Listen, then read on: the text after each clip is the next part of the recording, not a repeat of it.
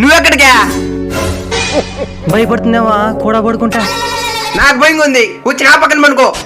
ఆహా, అయితే పోయి ఆ మూల కూర్చో. సరే మచ్చా గారు మీరు పడుకోండి.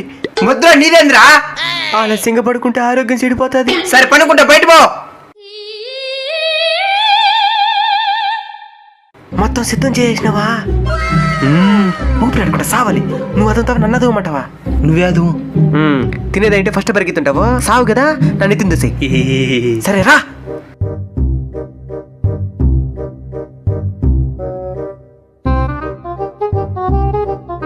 ఎవరైనా వచ్చే పోతారు, చూస్తా ఉండు.